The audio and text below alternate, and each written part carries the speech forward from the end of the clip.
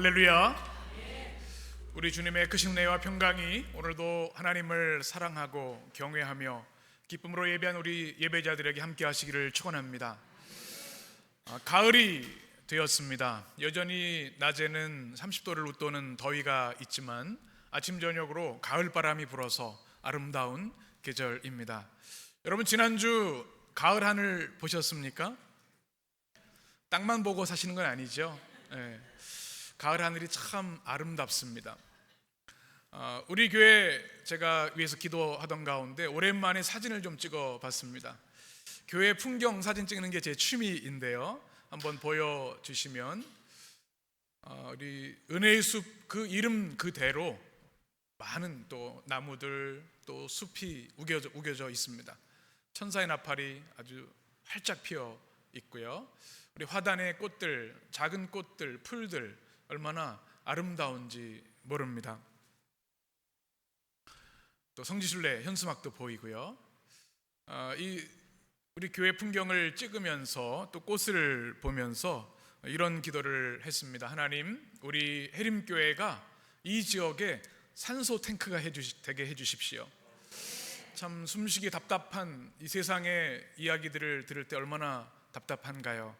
또 주님 주시는 신선한 공기를 공급하는 교회, 또 광야 같은 세상에서 시원한 생수를 공급하는 오아시스 같은 교회가 되게 해 주십시오. 진정한 쉼과 회복을 얻는 주님의 교회 될 수 있게 해 주십시오. 주님의 참된 복음의 공동체로 날마다 성장하게 해 주십시오. 이런 기도를 하나님께 드렸습니다. 그러면서 제 마음속에 또 하나 든 도전은, 숲을 만들려면 어떻게 해야 되는가, 이런 주님의 마음을 주셨어요. 어떻게 숲을 만들 수 있죠? 나무를 심어야 합니다. 우리가 다 은혜의 나무가 되면요, 은혜의 숲이 자동으로 되게 되어 있습니다. 이 가을에 우리 식목일은 아니지만 여러분 한 사람 한 사람이 여러분이 서 있는 자리에서, 또 우리 교회에서 은혜의 나무로, 또 사랑의 나무로 심겨지게 되기를 축원합니다. 그러면 영혼들이 찾아오게 되어 있습니다. 많은 영혼들이 사모하고 갈망하는 마음으로 우리 주님 교회에 나와서 위로와 쉼을 얻는 역사가 있게 되는 줄 믿습니다. 성경 읽기 참 좋은 그런 계절입니다. 여러분 성경 읽고 계시죠? 말씀의 나무를 심어야 합니다. 제가 기억에 남는, 제가 미국에서 공부할 때 그 교수님, 구약 교수님이 한 얘기가 있습니다. 여러분이 이제 살아가다 보면 다양한 사람을 만날 텐데 시집을 읽지 않는 인간하고는 이야기하지 말라, 이런 얘기를 합니다. 그래서 이게 무슨 얘기인가? 구약학자가 이런 얘기를 하네. 그런데 우리 하나님의 백성들은 말씀을 통해서, 또 시편을 통해서 시를 읽고 말씀을 통해서 우리의 삶을 아름답게 하신 하나님의 은혜를 경험하게 되지요. 여러분, 우리가 아침 예배를 통해 매일 시편의 기도를 올려드리지 않습니까? 또 성경을 읽고 말씀 가운데 나가는데요, 여러분이 말씀의 나무를 여러분의 심령에 많이 심으시게 되길 바랍니다. 아침 예배가 얼마나 은혜가 되는지 모릅니다. 성경 66권을 전체를 같이 공부합니다. 우리가 편식하는 말씀이 아니라 성경 모든 곳을 6년 동안 전교인이 매일 아침 베델 아침 온라인 예배를 통해 하나님께 나아가고 있습니다. 이 말씀의 자리, 말씀의 나무에 여러분 힘써 동참해 주시기 바랍니다. 또 맥체인 성경 통독을 하고 있습니다. 제가 성경 읽기 중에 가장 좋은 성경 읽기 프로그램이라고 생각이 됩니다. 1년에 구약 1독, 신약과 시편은 2독할 수 있는, 매일 같이 우리 네이버 밴드를 통해서 지금 70명 정도 같이 하고 있는데요, 우리 목사님들께 문의하시면 얼마든지 참여하실 수 있습니다. 매일 말씀 읽는 습관을 만드셔야 합니다. 여러분, 습관이 참 중요하죠. 제가 기억나는 한 집사님이 계십니다. 교회에서 오래된 이야기인데 교회 청소를 하고 나서 새우깡을 먹었습니다. 그런데 새우깡을 보통 이렇게 먹는데 이렇게 드시더라고요. 그래서 이게 왜 이렇게 드시나 했더니 습관이 나온 거예요. 새우깡 드실 때도. 그리고 한 번은 식혜를 이렇게 먹었는데 식혜도 갑자기 위하여가 나오는 겁니다. 식혜를 드시면서. 그래서 이게 습관이 이게 나도 모르게 나오는구나 생각을 해봤어요. 습관은요, 한 번 들이면 어렵지 않아요. 자동으로 나와요. 우리가 기도하고 말씀을 읽는 이 습관도 처음 만들기 힘들지 만들어 놓으면요 자동으로 하게 됩니다. 눈 뜨면 기도하고 하루의 첫 시간 주님 앞에 15분 기도할 수 있지 않겠습니까? 성경을 읽고 기도하는 그 하루는 그렇지 않은 하루와는 다를 수밖에 없습니다. 이 가을에 말씀의 습관이 있었으면 좋겠습니다. 또 기도하는 가을이 되었으면 좋겠습니다. 여러분 매일 기도하시죠? 또 간헐적 기도하시는 단식하실 그런 거 아니죠? 매일 기도해야 우리 호흡입니다. 여러분 개인의 기도의 자리가 없는 사람은 영적으로 성장할 수가 없어요. 그리고 공동체 기도의 자리를 소중히 여기셔서 우리 수요 예배, 금요 예배, 요즘 기도의 사람들이 계속 모여지고 있어요. 기도의 용사들이 세워져야 합니다. 이 가을에 기도하지 않으면 언제 기도하겠습니까? 여러분 기도의 자리, 공동체 기도의 자리에 많이 나오셔서 함께 기도의 나무를 심으셨으면 좋겠습니다. 저는 우리 교회가 큰 교회가 되기를 원하지 않습니다. 저는 우리 교회가 영적으로 성장하는 교회가 되기를 원합니다. 교회에 대한 잘못된 오해들이 많이 있는데요, 교회는 결코 기업이 아닙니다. 백화점이 아니란 얘기죠. 뭘 파는 데가 아닙니다. 교회는 영혼을 치료하고 영혼을 살리는 곳이지 뭔 이익을 창출하고 상업화하는 곳이 아니라는 거죠. 그런데 현대교회의 많은 아픔이 뭔가 하면 점점 물질화되고 상업화되는 교회들을 보면서, 자본화되는 교회를 보면서 안타까운 마음이 듭니다. 교회는 화려한 것을 팔고 좋은 것을 구매하는 곳이 아니라 그리스도의 삶에 동참하고 주님의 고난을, 십자가를 따르는 것이 교회 공동체라는 것을 기억해야 합니다. 대형교회도 필요합니다. 그 사명이 분명히 있습니다. 그런데 대형교회는 늘 두려움을 가지고 있어야 합니다. 저도 대형교회에서 부목사 생활을 오래 해봤기 때문에 유혹이 많고요, 타락할 여지가 더 많이 있습니다. 왜냐하면 교회가 인간의 욕망의 투영이 되면 교회의 본질을 잃어버리기 때문에 그렇습니다. 그래서 교회가 기업처럼 또 실적과 업적, 과시로 물들어 있는 것들이 많은 것이죠. 교회는 거룩한 곳이고 신성한 곳이어야 합니다. 목사가 CEO가 아니라 비즈니스맨이 아닙니다. 사업가가 아닙니다. 목사는 영혼을 돌보고 양육하는 사람입니다. 교회도 마찬가지죠. 교회도 사랑과 섬김의 공동체, 치유와 회복의 공동체, 축복의 공동체가 되어야 합니다. 우리 교회가 그렇게 될 줄 믿습니다. 교회는 또한 고객센터가 아닙니다. 고객을 만족시키는 것이 아니라는 겁니다. 때로 우리 신앙생활 하다 보면 이런저런 불만의 이야기들이 들려오기도 합니다. 우리 교회는 왜 저래? 누구는 왜 이래? 또 이런 불만이 되지 않으면 또 마음의 아픔을 갖고 하는 분들도 계십니다. 그런데 교회는 고객의 고충을 들어주는 것이 아닙니다. 교회는 주님의 사관학교입니다.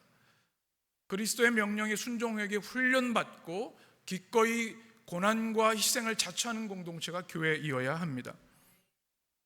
십자가에 동참하는 것, 그것이 교회인 것이죠. 교회는 유람선이 아닙니다. 무엇이에요? 전함입니다. 전투함입니다. 싸워야 하는 것이죠. 주님이 성경을 통해 우리에게 주시는 그 미션을 가지고 우리 전장터에 나가서 말씀대로 살기 위해서 깨어진 세상을 치유하게 살아가는 것이 교회인 것이죠. 우리 교회가 이 가을에 이렇게 교회의 본질을 회복하고 더욱더 깊어지고 또 하나님이 보시기에 기뻐하시는 아름다운 교회로 성장하고 성숙하는 그 가을이 되기를 간절히 원합니다. 함께 기도해 주시기 바랍니다. 요한계시록은 다른 말씀이 아닙니다. 교회의 본질과 복음의 본질을 회복하라는 말씀입니다.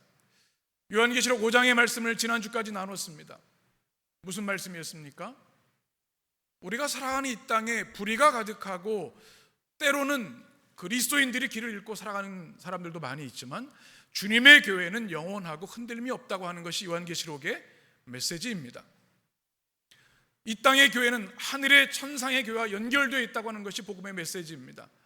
하늘의 교회에 무엇이 있었습니까? 그 중심에 하나님의 보좌가 있었습니다.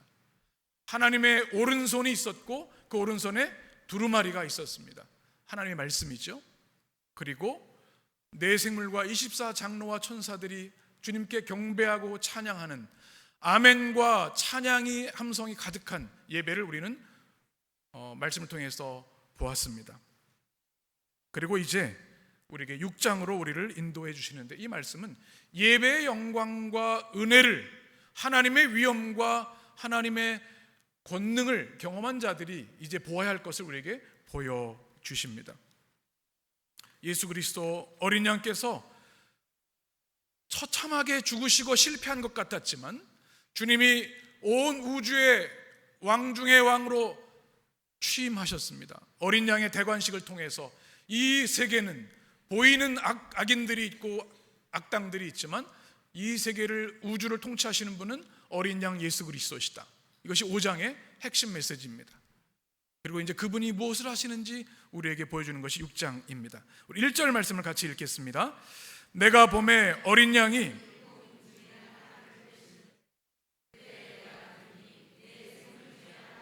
우레소리같이 말하되 오라 하기로. 아멘. 여러분, 요한계시록을 쭉 읽으시다가 예수님께서 두루마리를 취하셨는데 이거 언제 여시지? 이렇게 아마 기다리셨을 것 같아요. 오늘 드디어 그 인을 열기 시작하십니다. 오늘 1절에 보니까 주님께서 두루마리를 다시 붙드십니다. 이 두루마리가 뭐죠? 하나님의 말씀인데요, 그 핵심 내용은 하나님의 심판, 종말 심판과 구원에 대한 말씀입니다. 특별히 이제 오늘 6장부터 쭉 보게 되면 요한계시록 전체에 가장 많은 양을 차지하는, 우리가 잘 알고 있는 하나님의 종말 심판 내용이 세 가지 그룹으로 돼서 나오기 시작합니다. 이것을 우리는 3중 7대 심판이라고 얘기를 합니다. 3중은 무엇일까요? 세 가지 줄기가 있어요. 첫 번째는 뭐예요? 7인, 오늘부터 시작한 7인이고, 두 번째는 7나팔, 세 번째는 7대접, 이렇게 되어 있습니다. 이 3중 심판이 진행되고요, 이 하나하나는 몇 개로 이어져 있어요? 3중 7대 심판, 7개입니다. 7개. 그리고 7개가 끝나면서 그 다음으로 넘어가고 이렇게 연결되어 있습니다. 이 세 가지, 7인, 7나팔, 7대접은 서로 연결되어 있고요, 하나님의 심판의 강도가 점점점 구체화되고 강화해지는 말씀이 요한계시록 중심의 말씀입니다. 이 말씀은 가장 많은 이단들이 왜곡하는 말씀이기도 하고, 또 이 말씀은 가장 중요한 복음의 핵심을 담고 있는 말씀이기도 합니다. 그래서 말씀을 잘 듣고 이해하셔야 합니다. 이 말씀 들을 때 여러분이 기억하실 게 두 가지가 있습니다. 하나님의 공의로운 심판의 의미가 무엇인가? 자막을 한번 보여주시겠습니다. 하나는 하나님의 엄중한 심판입니다. 악에 대한 심판입니다. 두 번째는 뭐냐면 성도들, 요한계시록을 초대교회 7교회에 나눴죠. 1세기 교회, 그 7교회 성도들, 끝까지 믿음을 지키고 주 예수 그리스도를 따른 자들을 향한 하나님의 위로와 회복과 구원과 승리, 이것이 하나님 심판의 두 축입니다. 악에 대한 심판, 성도들에 대한 축복, 이것이 3중 7대 심판의 핵심이라는 겁니다. 이해되시겠죠? 그래서 이단들이 이런 얘기를 할 때 여러분 잘 듣고 분별하실 수 있어야 합니다. 근데 중요한 것은 오늘 말씀 보게 되면 내가 또 봄에라는 말씀으로 시작하면서 그가 목격한 분이 계시죠. 누굽니까? 어린 양입니다. 여러분 잘 따라오고 계시죠? 네. 어린 양입니다. 어린 양. 이제 죽임당한 어린 양께서 전면에 나서기 시작하셨습니다. 이것이 중요합니다. 하나님이 온 우주를 통치하시고 우주를 심판하시는데 그 심판의 두루마리를 인을 떼실 수 있는 분이 누구예요? 오직 어린 양 되신 예수 그리스도 한 분이라는 사실입니다. 로마의 황제도 세상의 권력자도 교회의 지도자도 할 수 없습니다. 오직 어린 양 예수 그리스도만 하실 수 있습니다. 이것이 중요하죠.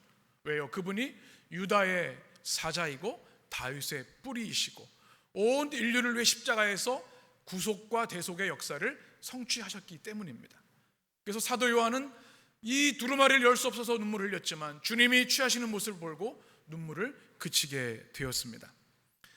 여러분, 우리 인생에 우리 힘으로 풀 수 없는 문제들이 참 많습니다. 답답하고 눈물이 그치지 않고 아무리 생각해도 풀 수 없는 문제들이 많아요. 그때 어떻게 해야 될까요? 어린 양을 바라보아야 합니다. 1세기 교회 성도들은 예수 믿는 것 때문에 감옥에 갇히고 십자가 처형을 당하고 화형을 당했습니다. 그 현실을 이해할 수가 없었습니다. 그런데 그들이 바라본 게 뭐냐면 그들을 위해, 우리를 위해 죽으신 예수 그리스도 어린 양이었습니다. 그분만이 우주를 통치하시고 심판하시는 심판장이라는 사실을 그 주님을 바라보며 확신을 갖게 된 것이죠. 우리 사랑하는 성도 여러분, 어린 양을 바라보는 성도들 되시기를 축원합니다. 우리를 위해 죽으신 십자가의 주님을 바라볼 때 주님께서 우리가 그분께 우리의 도움을 청할 때 주님께서 해결하시고 치료하실 줄 믿습니다. 요한은 주님의 그 모습, 어린 양 예수님의 모습을 본 다음에 소리를 하나 듣습니다. 어떤 소리죠? 오늘 말씀 보게 되면 우레소리라고 되어 있어요. 우레소리. 우레소리가 뭡니까? 우리가 이미 4장에서 나눴죠. 천둥소리입니다. 구약에서 이 우레소리는 하나님의 위엄의 상징입니다. 이제 그 소리가 들리는데 누가 그 이야기를 하고 있습니까? 오늘 1절에 보면 네 생물 중에 하나라고 되어 있습니다. 네 생물이 누구죠? 기억하시죠? 우리 다시 한번 4장 7절의 말씀을 읽겠습니다. 같이 시작. 그 첫째 생물은 사자 같고 그 둘째 생물은 송아지 같고 그 셋째 생물은 얼굴이 사람 같고 그 넷째 생물은 날아가는 독수리 같은데. 아멘. 네 생물은 뭐라고 말씀드렸어요? 하나님이 창조하신 피조물의 대표자들이라고 말했습니다. 하나님이 창조하신 피조세계예요. 그 중에 하나 대표하는 자가 큰 소리로, 천둥 같은 소리로 외치고 있는 겁니다. 이제 그 외침을 우리가 듣게 되는데요, 우리 2절을 다시 한번 읽겠습니다. 첫째 인을 떼실 때 어떤 일이 일어나는지 2절 같이. 이에 내가 보니 흰 말이 있는데 그 탄 자가 활을 가졌고 또 이기고 또 이기려 하더라. 아멘. 여러분 재밌죠? 뭐가 등장해요? 흰 말이 등장합니다. 이 중세에 무슨 드라마 보는 것 같기도 하고 흰 말이 등장합니다. 이런 질문을 생각할 수 있죠. 왜 소나 독수리가 아니라 왜 말이 등장하지? 왜 말이 등장할까요? 말은 여러분 떠오르면 이게 뭐가 떠오르시죠? 이동수단입니다. 가장 빠른 고대에. 또 하나는 전쟁의 무기입니다. 말은. 그래서 그 나라에 말을 얼마나 확보하느냐에 따라서 전쟁의 승패가 걸리고 나라의 그 존립이 결정이 되는 거죠. 말은 강력한 군사력을 말합니다. 이 말씀이 어디서 왔을까요?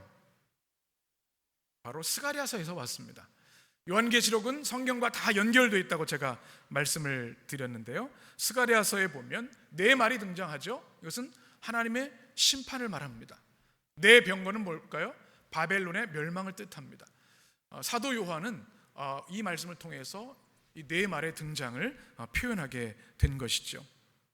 바로 하나님의 심판의 도구가 이 말인데요, 그것이 등장합니다. 재미있는 것은 흰 말을 탄 자가 있는데 그 사람이 손에 뭘 가지고 있어요? 활입니다. 활. 그렇죠? 활. 그리고 무엇을 또 가지고 있습니까? 머리에는 면류관입니다. 활은 고대의 가장 강력한 무기이고요, 면류관은 승리자가 갖는 겁니다. 개선장군이 갖는 겁니다. 그러니까 이 사람은 누구인가? 호전적인 정복자가 등장하고 있습니다. 그리고 나아가서 이기고 또 이기려 한다, 이렇게 말씀을 하고 있습니다. 끝까지 나가서 승리하려고 하는 흰말 탄 기수가 있는 겁니다. 이 사람은 누구일까요? 가장 많은 이단들이 이 말을 왜곡합니다. 어떤 이단들은 흰말 탄 자가 우리 문제를 일으켰던 어떤 교주라고 얘기를 합니다. 또 흰말 탄 자는 어떤 사람들은 예수 그리스도라고 합니다. 왜냐하면 요한계시록 19장에도 나오거든요. 근데 이것은 다른 내용입니다. 예수님은 인을 떼고 계세요. 이제 그 심부름꾼들이 나오는 건데 흰 말을 탄 것이죠. 그러면 누구일까요? 이단들이 가장 많이 하는 것이 알레고리적인 해석입니다. 엉뚱한 비유 해석이죠. 근데 그것을 우리가 성경을 바로 알지 못하면 그것에 넘어갈 수가 있어요. 성경을 바로 이해해야겠죠. 그래서 오늘 요한계시록 7 심판, 이 세 가지 심판의 내용을 이해하기 위해서 여러분 꼭 기억하실 것을 여러분 말씀을 드리려고 합니다. 첫 번째는 요한계시록 이 심판의 내용을 잘 이해하기 위해서는 성경적 의미를 반드시 이해하셔야 합니다. 이 말이 어디서 왔다고요? 스가랴에서 왔습니다. 그리고 요한계시록의 말씀은 다 구약이랑 연결되어 있습니다. 성경은 성경으로 풀어야 합니다. 자기 출생이 어디였고 막 이러면서 신화를 만들어가는 것은 잘못된 해석입니다. 성경적 의미로 성경을 바로 해석하셔야 합니다. 또 하나는 문맥적 해석을 해야 합니다. 요한계시록 6장은 무엇과 연결되어 있어요?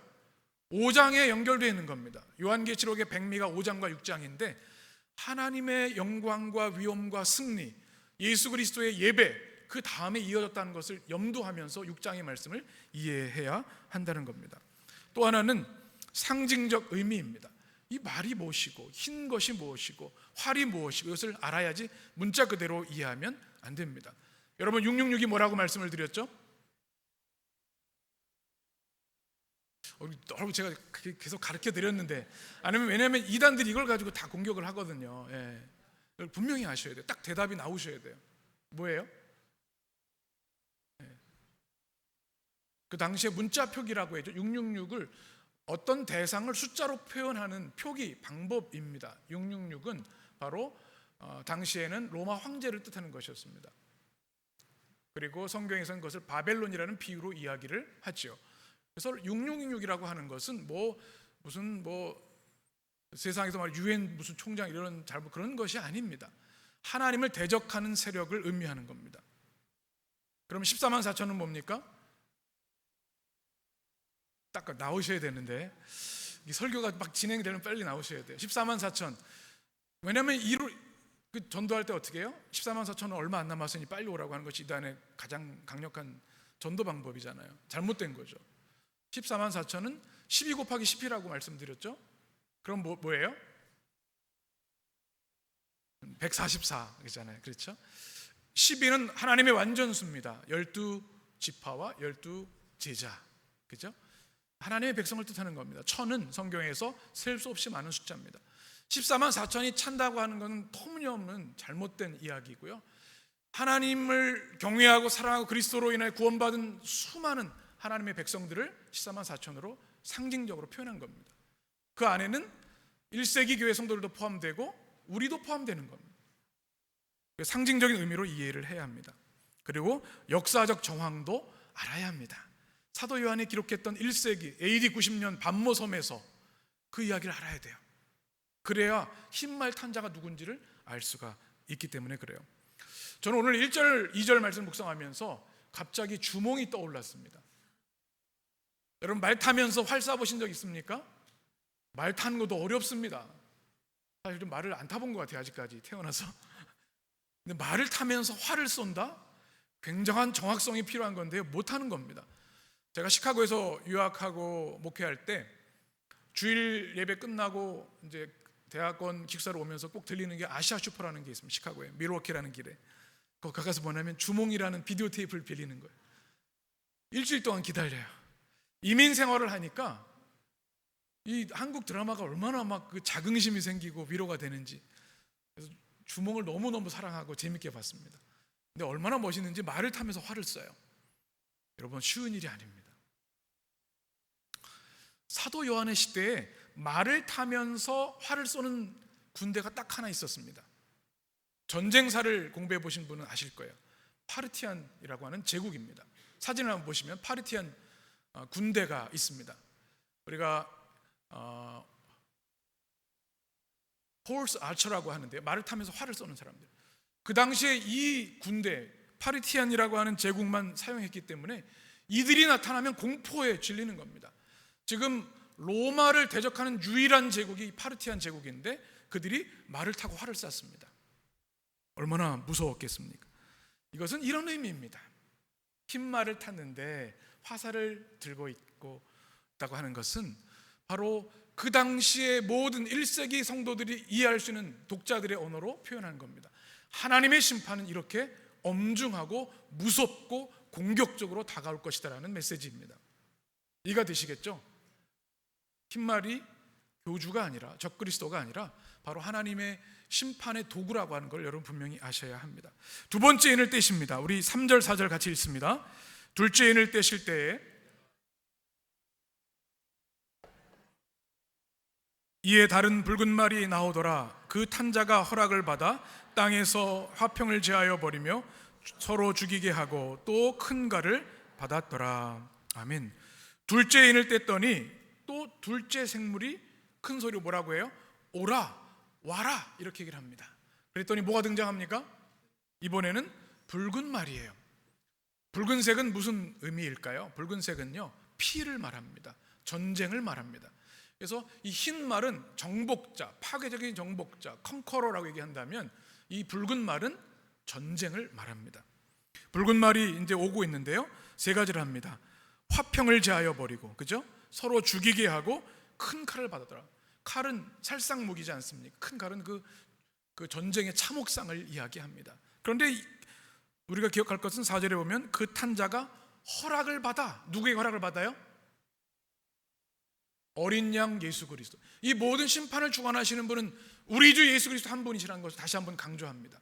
그들이 주님의 심판을 대행하는 것이지 그 모든 것들은 주님의 손에 있다는 말씀이죠. 파괴적인 전쟁을 의미하는 것이 바로 이것입니다. 여러분, 인류의 역사는 전쟁의 역사라 하라도 무관할 정도로 전쟁이 끊이지 않았습니다. 지금도 전쟁이 진행되고 있지 않습니다. 고대 사회는 더 말할 것도 없습니다. 인간의 죄성과 탐욕과 폭력성이 극대화되는 것이 이 전쟁인데요, 전쟁이 심판의 도구로 사용됨을 말씀하고 있습니다. 세 번째 인을 떼십니다. 5절 같이 읽습니다. 셋째 인을 떼실 때 내가 들으니 첫 셋째 생물이 말하되 오라 하기로, 내가 보니 검은 말이 나오는데 그 탄자가 손에 저울을 가졌더라. 아멘. 검은색은 기근을 상징합니다. 흉년을 상징합니다. 고대에서는. 그러니까 먹을 것이 없는 상황이 된 거예요. 전쟁이 있고 약탈이 이루어지니까 먹을 것이 없어 기근으로 인한 심판을 이루어진 것을 보게 됩니다. 그런데 그 검은 말을 탄 기수가 손에 뭘 들고 있어요? 저울입니다. 왜 저울을 들고 있을까요? 여러분, 평소 우리가 음식이 넉넉할 때는 그냥 막 퍼줘도 돼요. 저울을 정확하게 재려면 어떻게 해야 돼요? 먹을 것이 부족할 때 그래요. 그래서 우리 군대에서 그래요. 배식에 실패하면 큰일 난다고 하잖아요. 똑같이 먹어야 되는 거예요. 한 사람 못 먹으면 큰일 나는 거예요. 그래서 저울로 근근히 살아갈 수 있을 정도로 잰다고 하는 것은 극심한 기근을 상징하는 말씀입니다. 6절에 우리가 주목할 말씀이 있습니다. 같이 읽습니다. 내가 내 생물을 밀한되요 한 데나리온의 보리 석대로다. 또 감람류와 포도주는 해치지 말라 하더라. 아멘. 갑자기 한 데나리온이라는 말이 나오죠. 이것은 로마의 화폐입니다. 사진을 한번 보시면 동전입니다. 당시에 노동자가 하루 일해서 버는 품삯이 한 데나리온이에요. 그런데 성경에 보니까 뭐라고 얘기합니까? 검은 말을 탄 자가 한 데나리온에 밀 한 대요, 그리고 한 데나리온에 보리 세 대요, 이렇게 얘기를 합니다. 밀 한 대는 한 사람의 그 노동자가 먹는 하루의 음식의 양입니다. 그런데 문제는 뭔가 하면 전쟁이 있고 기근이 되면 여러분, 하루 일 끝나고 이제 한 데나리온을 받았어요. 선택을 해야 합니다. 뭘 살까요? 밀을 살까요? 보리를 살까요? 밀은 고급 음식입니다. 근데 부양가족이 있으니까 4인 가족이랑 치면은 밀이 고급 음식을 먹을 수가 없어요. 보리를 살 수밖에 없는 거예요. 부양가족이 10명이에요. 그러면 반씩 나눠 먹는 거죠. 극심한 기근을 이야기하는 겁니다. 특별히 그 당시 역사 기록을 보면 곡식값이 급등하게 돼서 평소보다 8배에서 16배가 비쌌으니까 먹고 사는 게 너무 힘든 거예요. 이 기근에 대한 심판을 오늘 말씀은 우리에게 말씀해 줍니다. 그런데 무엇을 해치지 말라고 말씀하죠? 감람류와 포도주는 해치지 말라. 이것은 생필품을 말합니다. 그 당시에 생필품입니다. 그런데 도미티안 황제가 먹을 게 없으니까 이 포도하고 올리브 생산을 다 중단시키고 거기에다가 보리와 밀을 심는 거예요. 근데 이것은 뭔가 하면 하나님이 백성들을 위해서 남겨주신 양식의 은혜를 뜻하는 겁니다. 그 심판 중에도 은혜를 남겨주시는 거죠. 이제 네 번째 마지막 인을 떼십니다. 우리 7절 8절 같이 읽습니다. 넷째 인을 떼실 때에 내가 넷째 생물의 음성을 들으니 말하되 오라 하기로, 내가 봄에 청황색 말이 나오는데 그 탄자의 이름은 사망이니 음부가 그 뒤를 뒤따르더라. 그들이 땅 4분의 1의 권세를 얻어 검과 흉년과 사망과 땅의 짐승들로서 죽이더라. 아멘. 똑같이 네 생물 중에 하나가 또 오라 얘기를 했더니 어떤 색 말이 왔어요? 여러분, 청황색 아세요? 우리가 흔히 안 쓰는 말이죠. 이것은 그 당시 있었던 잔디, 푸르지만 약간 누런 색깔 가지고 있는 색깔을 우리 얘기를 합니다. 옐로우 그린이라고 우리 표현하기도 하는 그런 색깔입니다. 이것은 병든 색깔을 뜻하는 건데요. 바로 병들어 질병을 해서 죽음을 당하는 것을 뜻하는 것이죠. 보면 오늘 말씀 보게 되면 탄자의 이름이 뭐라고요? 사망이다. 병으로 인한 죽음, 또 그것과 같이 오는 것이 음부, 우리가 하데스라고 얘기를 하죠. 바로 이 죽음의 그림자가 있는 그 심판을 우리가 보게 됩니다. 그리고 그것을 심판하는 네 가지 일이 있습니다. 무엇입니까? 검과 흉년과 사망과 땅의 짐승들. 그러니까 이 땅의 모든 고통들이, 모든 것들이 심판의 도구로 쓰임받는다라는 말씀이죠. 그런데 중요한 것은 4분의 1의 권세라는 것. 8절 말씀을 보시면 이렇게 나와 있습니다. 그들이 땅 4분의 1의 권세를 얻어. 왜 4분의 1일까요? 동일합니다. 이 또한 주님이 주장하고 주관하고 계심을 말씀하고 있는 겁니다. 심판이 이루어지는 가운데에도 이 네 기술을 어린 양 예수님께서 통제하고 계시다고 하는 것, 그리고 이 무서운 심판 가운데도 하나님께서 희망의 씨앗을 두셨다는 것을 말씀해주고 있습니다. 오늘 네 마리의 말과 네 기수에 대한 말씀을 나눴어요. 여러분 참 재밌죠? 이 말씀을 들으면서 우리가 꼭 마음에 새겨야 할 중요한 것들이 있습니다. 첫 번째는 오직 어린 양 예수님께서만 인을 떼실 수 있다는 사실입니다. 이 세상 우주를 심판하실 분은 오직 예수님 한 분이십니다. 세상의 권력자가 아니고 법이 아닙니다. 우리는 그 정도 윤리 수준을 가지고 사는 사람들이 아니라 하나님의 심판의 기준을 가지고 사는 사람들입니다. 어린 양 예수 그리스도, 우리의 왕이시고 심판자이신 주님만을 바라보고 그 주님만을 경배하는 여러분 되시기를 축원합니다. 두 번째는 하나님의 심판은 반드시 있다는 진리입니다.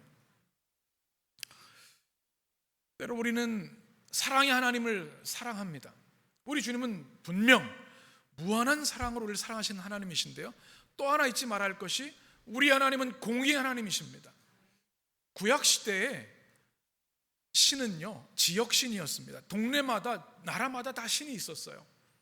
그 지역을 초월하지 못했습니다. 그러나 여호와 하나님은 지역을 넘어서 초월하셔 온 우주를 창조하신 하나님, 그것이 구약의 하나님입니다. 또 하나는 뭐냐면 고대 신들은 편향적인 신입니다. 자기 부족만 지키고요, 질투도 하고 싸우기도 하고 잘못해도 용서해줘요. 그러나 성경의 하나님은 공의의 하나님이십니다. 자녀일지라도, 그 백성일지라도 말씀에 위배하면 하나님의 심판을 피할 수 없다는 겁니다. 이 주님의 엄중한 심판이 있다는 것을 오늘 말씀을 통해서 우리가 꼭 기억해야 하겠습니다. 여러분, 학교 다닐 때 기억해 보시면 시험 없으면 공부 안 하시죠? 아무리 훌륭한 학생도 시험이 다가와야 막 벼락치기로 막 해요. 그래도 공부하는 신용을 해요. 그나마 공부를 하는 거죠. 하나님의 심판이 없으면 이 땅이 어떻게 됐을까요? 벌써 하나님의 심판을 받았을 겁니다. 하나님의 심판이 있음을 두려워할 때 우리는 비로소 거룩과 성화의 삶을 시작할 수 있습니다. 우리 그리스도인들이 명심할 것이 있습니다. 사람들의 눈보다 더 중요한 것이 하나님의 눈이라는 사실입니다. 사람들이 보기에는 거룩한 것 같고 믿음이 좋은 것 같지만 하나님 보시기엔 아닐 수도 있습니다. 사람의 평가, 심판 두려워할 것 없습니다. 오직 하나님의 심판을 두려워해야 합니다. 이 시대가 흉악한 죄악과 범죄로 물드는 이유가 무엇입니까? 하나님의 엄중한 심판을 두려워하지 않기 때문에 그렇습니다. 전 우리 교회가 하나님을 진정으로 두려워하는 교회 되기를 원하고, 여러분 한 사람 한 사람이 매일 숨쉬는 하루하루의 삶 속에 하나님을 두려워하는 성도들이 되기를 원합니다. 1세기 성도들에게는 한 가지 신학적 딜레마가 있었습니다. 우리가 예수님을 사랑하고 주님을 위해 복음을 전하고 끝까지 믿음을 지키고 그러는데 왜 감옥에 가고 왜 순교를 당해야 되는가? 우리를 핍박하는 로마 황제는 저 높은 보좌에 떵떵거리고 있고, 로마의 군대들은 승승장구하고 있고, 타락한 이방 종교 사람들은 풍요한 부를 누리고 있는데 우리는 왜 가난하고 왜 이렇게 핍박받으며 살아야 되는가? 창조주 하나님, 우리를 위해 죽으신 십자가의 주님은 어디 계시는가? 이것이 그들의 신학적 질문이었습니다. 그것에 대한 해답이 뭐예요? 요한계시록 5장입니다. 너희 눈엔 그렇게 보일지 모르지만 하늘 보좌를 보아라. 온 우주를 창조하실 뿐만 아니라 통치하시는 유일한 통치자는 우리 주 하나님이시다. 십자가에 일찍 죽으신 그분께서 십자가를 통해서 그리고 이제 6장을 통해 엄중하게 심판하실 것이다. 이것이 악의 실존에 대한 하나님의 복음의 메시지입니다. 그래서 하나님의 심판은 우리 성도들에게는 복음입니다. 기뻐해야 할 은혜인 것이죠. 우리 성도들이 이 시대에 보시면서 억울한 일이 들 때가 있어요. 나는 바르게 살고 믿음대로 살고 주일 성수 열심히 하는데 딴 사람들은 매일 놀러 다니는 것 같고 인스타그램 보면 멋있는 사진 찍는데 나는 막 와서 청소하고 있고 헌신하고 있고 마지막 때를 잊고 살기 때문에 그렇습니다. 여러분, 언제가 마지막 때예요? 언제가 종말입니까? 요한계시록은 종말 심판을 다루고 있는 성경입니다. 마지막 때는 이미 시작됐습니다. 예수 그리스도가 이 땅에 오심으로 주님의 심판이 시작된 겁니다. 그 심판은 언제 완성이 돼요? 다시 오실 때, 재림 때. 그래서 이 이단들이 하는 얘기가 뭐 2025년 몇 월 며칠 마지막, 그거는 성경을 모르는 이야기예요. 이미 마지막 때는 시작되었고 주님의 재림의 것이 완성되는 것이죠. 우리는 지금 마지막 때를 살아가고 있습니다. 악의 현실을 우리는 눈떠야 하고 그것을 우리는 꿰뚫어 보면서 주님의 심판을 두려워하며 살아가야 될 줄 믿습니다. 또 우리는 한 가지 마지막 결론적인 메시지를 가슴에 품어야 합니다. 하나님께서는 반드시 악인들을 심판하실 뿐만 아니라 믿음을 지킨 성도들, 주님의 교회를 기억하시고 위로하시고 주님께서 구원해 주신다는 사실입니다. 이제 시작되는 이 세 가지 3중 7개의 심판들은 우리 성도들 향한 하나님의 사랑의 고백이기도 합니다. 왜 그래요? 우리를 핍박하는 이들을, 악의 무리들을 하나님이 심판해 주시는 거예요. 그것이 우리에게는 복음인 겁니다. 우리 일제강점기 때 일제를 물리쳐야 우리의 해방이 있는 것처럼 출애굽에서 애굽을 심판해야 하나님의 백성이 출애굽하는 것처럼 우리 하나님께서 악을 심판하시는 목적은 끝까지 믿음을 지키고 그리스도를 따르며 순종하는 충성된 하나님의 백성들을 구하시기 위함입니다. 주님이 우리의 억울한 일들을 다 알고 계십니다. 눈물을 닦아주시고요, 악행한 악인들을 하나님은 반드시 심판하실 것이고 심판의 불에 그들은 영원한 형벌을 받게 될 것입니다. 그런 하나님의 백성들은 주님께서 은혜의 날개로 품으시고 기쁨의 강물을 마시게 하실 겁니다. 이 악이 편만한 세대 가운데 요한계시록 6장의 말씀, 네 마리의 말과 이 기수들의 말씀을 통해서 하나님의 엄중한 심판과 하나님 백성을 향한 위로의 말씀을 들으셔서 악에 압도당하지 않고 선으로, 복음으로, 십자가로 악을 이기는 우리 믿음의 성도들 되시기를 축원합니다. 기도하겠습니다.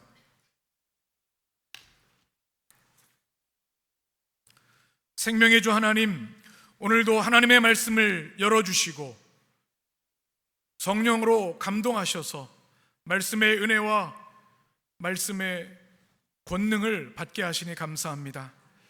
말씀을 들은 우리 성도들의 머리마다, 사모하며 말씀을 받은 성도들의 머리마다, 심령마다 주의 나라 임하게 하여 주옵소서.